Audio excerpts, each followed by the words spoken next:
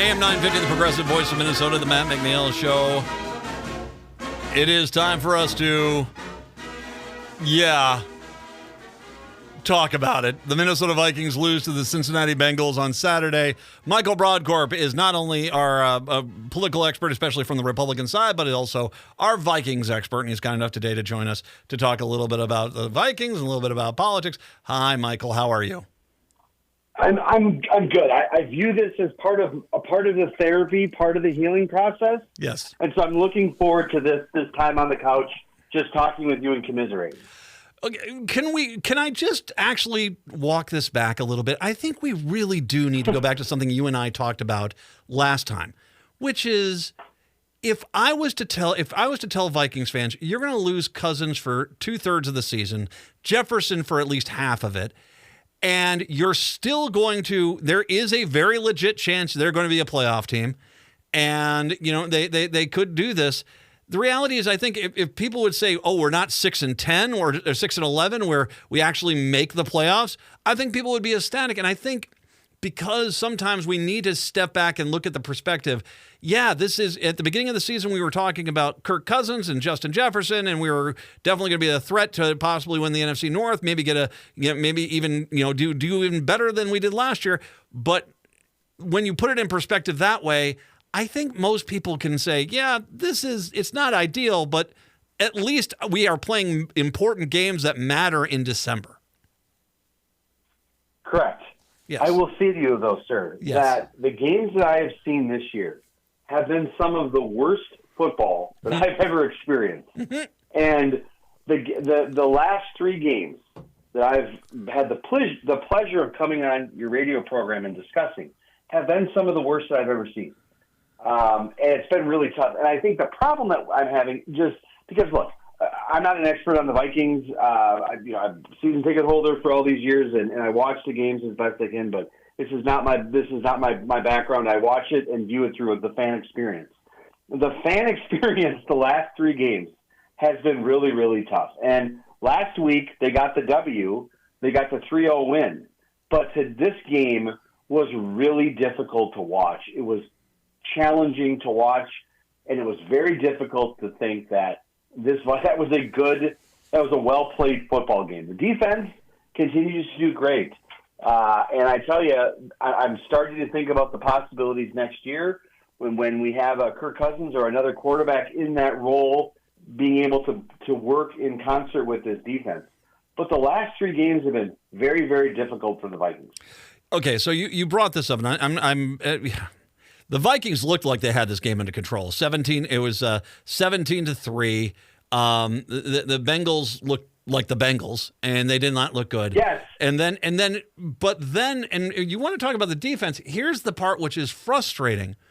They allowed the Cincinnati Bengals, a bad team that could not move the ball at all, to start moving the ball at will. They got 21 points in the final quarter, and they got it relatively easily because they went into a prevent defense. I mean, they were absolutely pantsing them in man-to-man coverage, and then for some reason they just sort of said, "Okay, we'll go to a zone defense," and the Bengals started finding these 8, 10, 15-yard throws, and all of a sudden there was a lot of people looking around saying, "What are we doing?"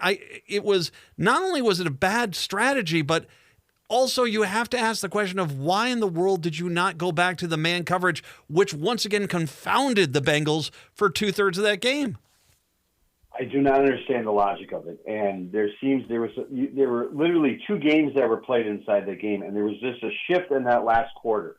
There was a shift in that last quarter in terms of the Vikings' approach, style, and how they went out on defense. And that's where they lost the game. It's interesting. I was feeling pretty confident, as most Viking fans do sometimes, in the third quarter when the Vikings were up. And prior to the game, the hosts of the NFL Network had all picked that the Bengals were going to win. And so I took a picture of the screen, and where they all picked the Bengals. And I was going to tweet it out, and I was going to say, look, these guys clearly made a mistake. Boy, am I glad I didn't do that, because the Bengals came back in strong fashion. And that was a game that the Vikings could have won. And that's what I would say about, of the last three games that they've played. They've won one, lost two. both the games that they lost, both the Bears and the Bengals, those were winning games. Yeah. Those were games that they could have won, and they arguably should have won, and they didn't. Yet here we are, Matt, again, just because, as you pointed out on the DM, scheduling this interview, the Packers lost. The Vikings now have 3 division games they have the Lions coming up on Sunday, then they have the Packers, and they finish off the season with the Vikings again. If the Vikings win outright, they could win the division. Well, and they will.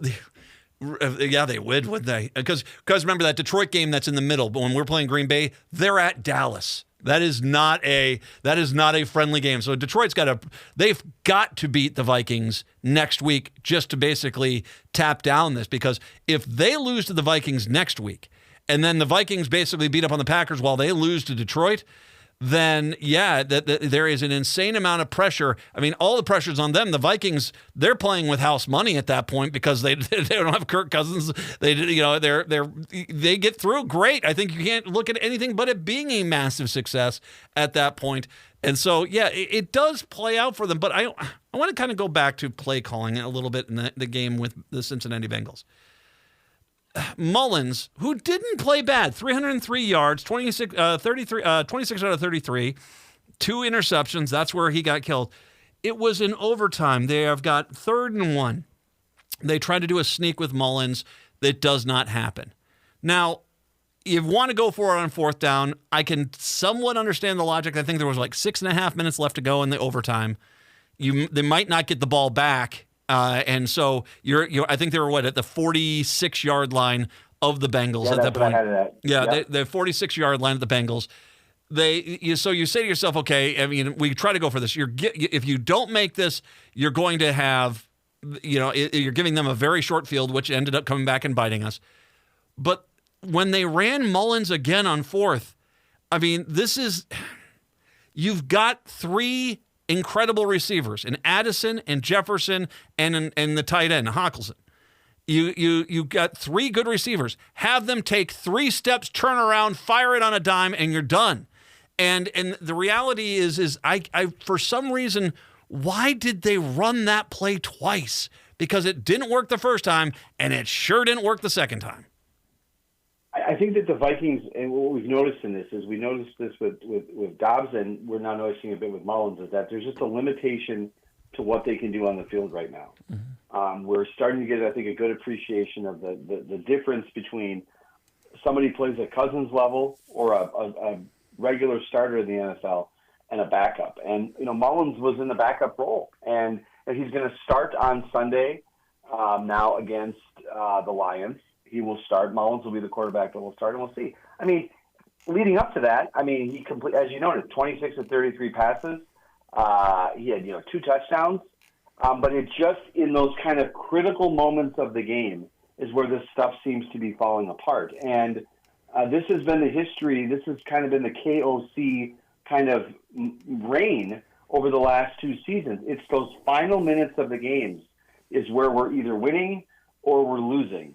And we've came into a little bit of bad luck here over the last, definitely this season, with kind of those final minutes of the game and kind of the overall structure and strength of the play calling and the ability to put quarterbacks that are arguably backup quarterbacks that are now in the starting role in a position where they can win the game.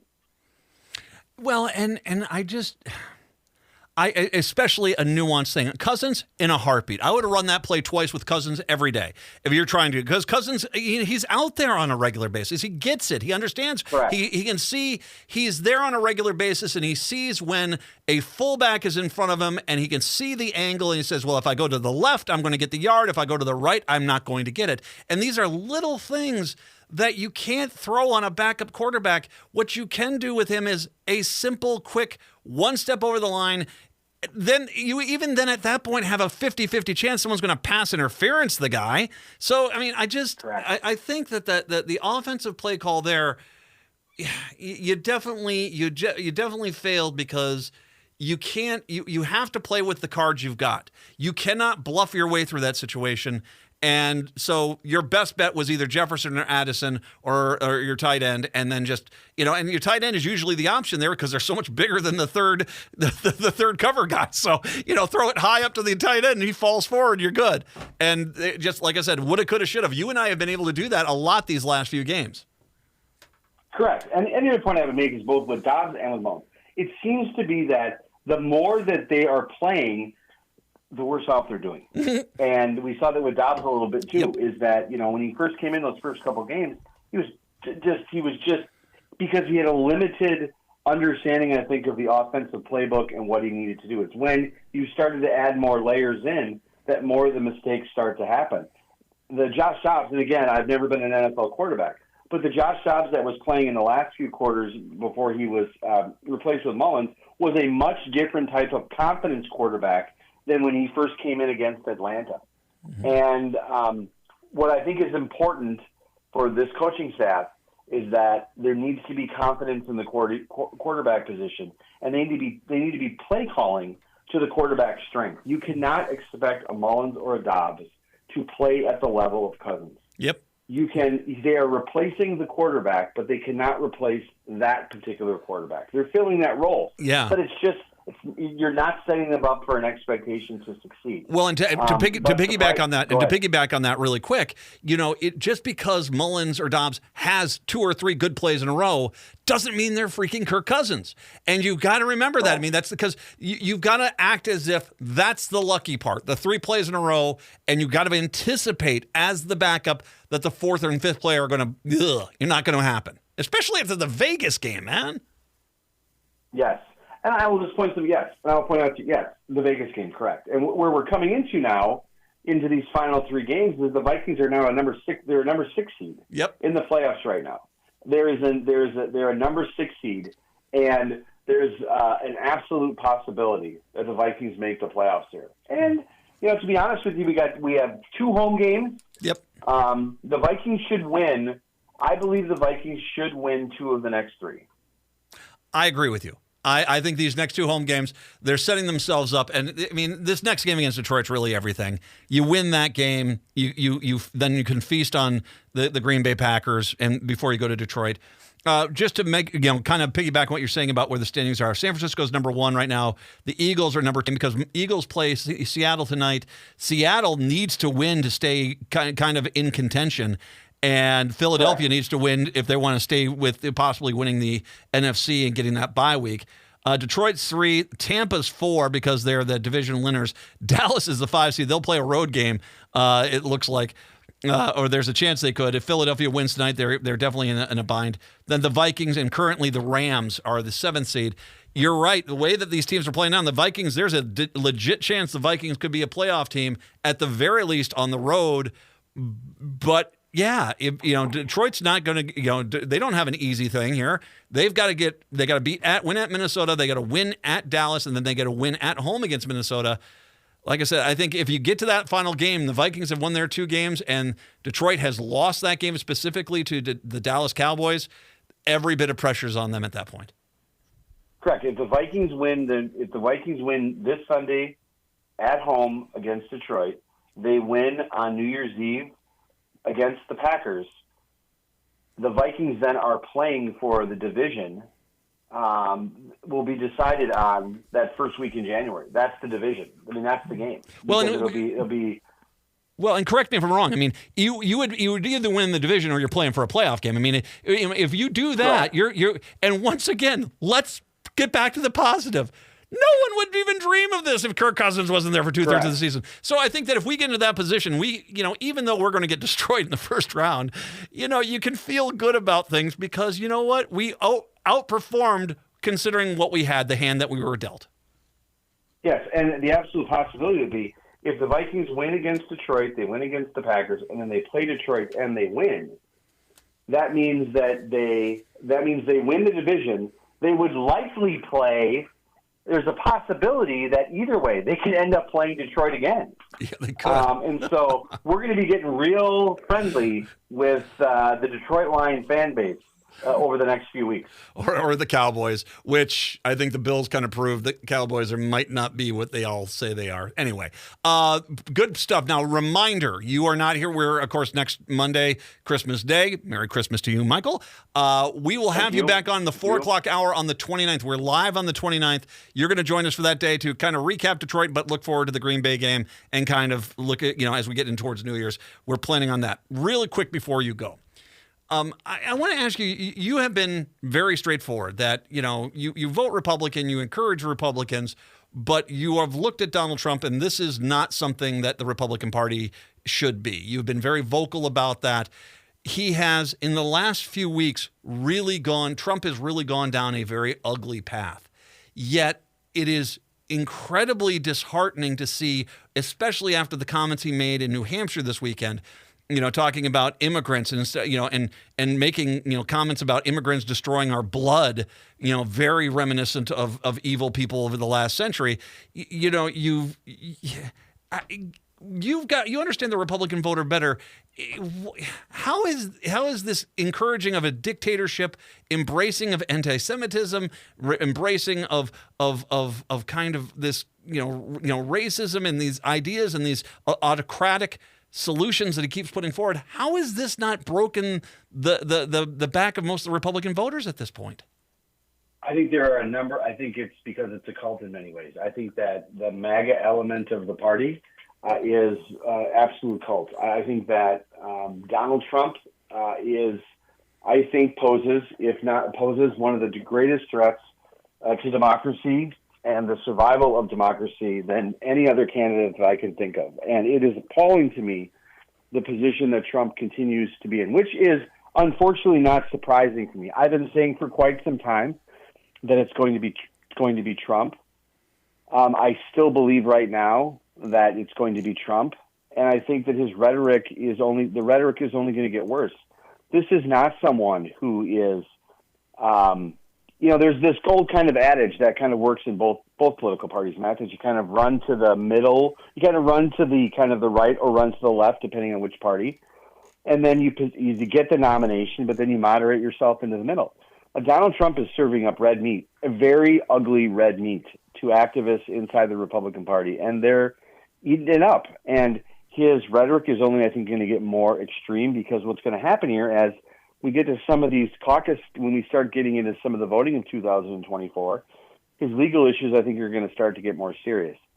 And if there's anything that occurs on a pretty consistent basis, is that when the former president is in court or there is a legal proceeding going on, that's when he lashes out.